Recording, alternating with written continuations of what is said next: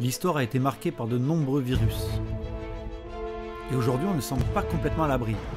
Une nouvelle alerte à la grippe aviaire. Alors je suis allé chercher le jeu Plague ILC pour déterminer quelle est la modélisation mathématique de la propagation d'un virus. Bonjour, c'est Scientiprof dans Montrer Démontrer.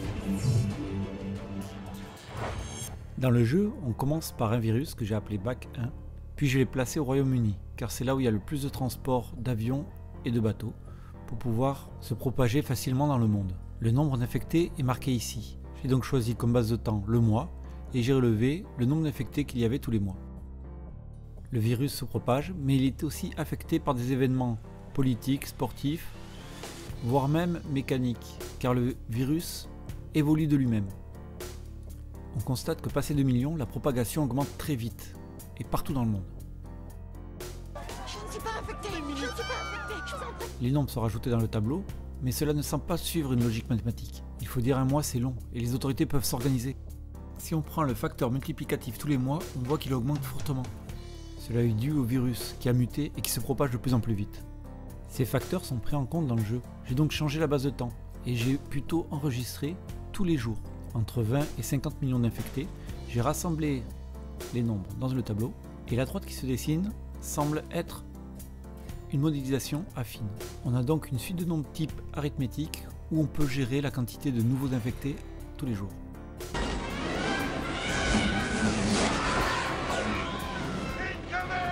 Donc sur un très petit laps de temps, les écarts semblent constants. On a une augmentation d'1,7 million en moyenne d'infectés par jour. Ça semble gérable, mais ce n'est pas la réalité. Si le virus évolue, on peut être dépassé. J'ai relevé ensuite le nombre d'infectés au niveau mondial en prenant comme base de temps la semaine. J'ai essayé ici de ne plus faire évoluer le virus et simplement relever le nombre d'infectés.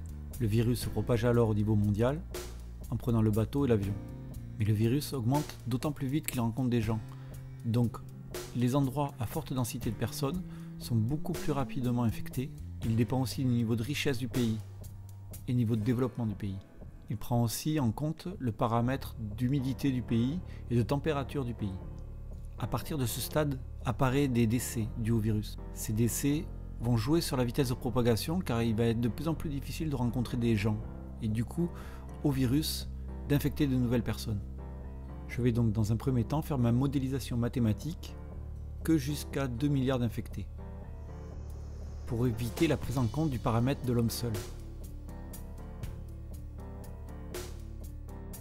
La Terre entière est touchée. Est-ce qu'il y a des pays qui font mieux que nous? On n'en sait rien. En traçant les données relevées, on constate que s'affiche une courbe qui s'apparente à une suite géométrique. On peut donc calculer le coefficient pour passer d'une ligne à l'autre et on constate qu'il est à peu près stable. On a donc une suite géométrique de raison 1,4. J'ai peur. Comment on sait s'ils vont venir? Ils vont venir. Prête. Si on extrapole la courbe avec le modèle mathématique trouvé, on obtient la fin de l'humanité en 17 semaines seulement. Mais le virus peut évoluer, il peut se propager d'un coup plus vite, ou même passer des gros murs, et cela est pris en compte dans le jeu, car lorsqu'on rajoute les 3 derniers relevés, on constate un affaissement de la progression de la courbe. On imagine que les non-infectés s'organisent et s'isolent des infectés. Mais on l'a vu dans de nombreux films, la survie n'est pas gagnée pour autant. Dans le jeu, la progression du virus ralentit, puis celle des décès augmente. Le seul espoir pour les personnes saines est que le nombre de décès dépasse le nombre d'infectés, ce qui arrêtera la propagation du virus. C'est la méthode utilisée pour endiguer la propagation de la grippe aviaire lorsqu'on abat les élevages d'animaux infectés.